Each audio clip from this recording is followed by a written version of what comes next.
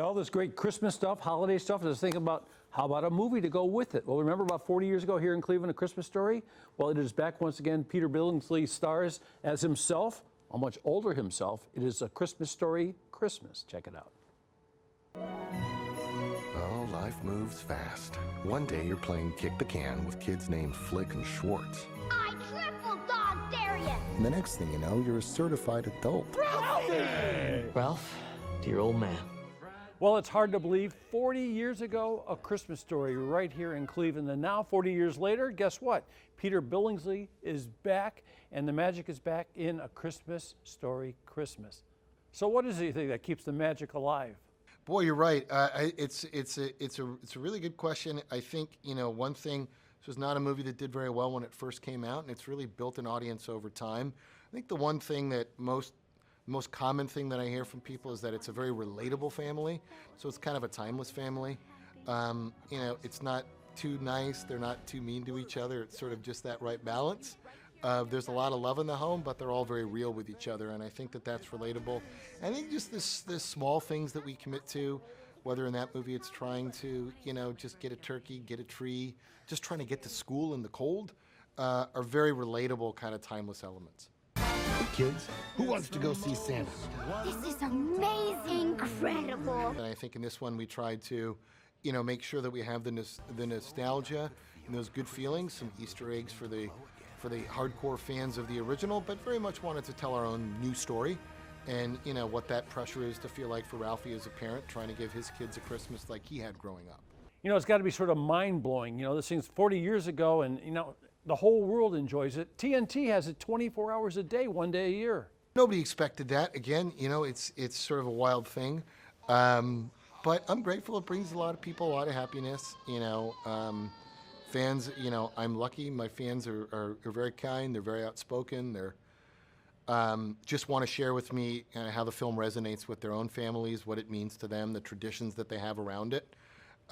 So it's been an easy thing to continue to live with me because, again, it's kind of every Christmas, and that's the time we're all wanting to feel grateful and good anyway. My dad made this all look so easy. That doesn't mean it was easy. I bet a lot of people don't realize that, you were young when you played in A Christmas Story, but your career started way before that. Yeah, that's true. 2.5 years old, so I've been at this a while, and it's been great. I've had a blessed career, been able to be a part of some really great projects, and to have all the kids from the original movie back together, that was important to us. A lot of people have asked me, why is it taking 40 years? We had to get the elements right. We wanted the resources to be able to do it. It was great to have my own team. I was able to produce with Vince Vaughn, who's my longtime friend and producing partner. To have all the elements, and Nick Schenk was a great writer, Clay Cadis, who directed the film.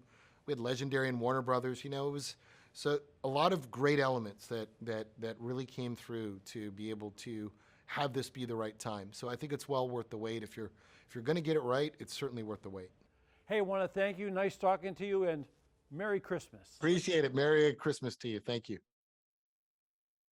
There you go. You can see it on HBO Max starting next Thursday, so you don't even have to leave the house to see it, which is good news. And another little interesting thing, you see child actors, and a lot of times nothing ever happens afterwards. Well, he's become a big-time producer.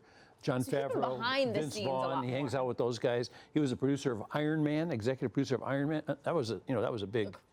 I mean, you kidding me? Incredible. That was giant. And the 140 years ago that came out here, that started as a little Playboy magazine article by a guy named Gene Shepard, who narrated the first one. So that first one, like we're talking about, it plays 24 hours in a day on TNT. We leave it on all the time at our family parties, always. Yeah, so this one comes along, and it's not going to be, the other one is so ingrained in you as a tradition that this is going to be like, well, this is the new one, so you get into it, and who knows? Like he said, the first one wasn't a big hit in the beginning.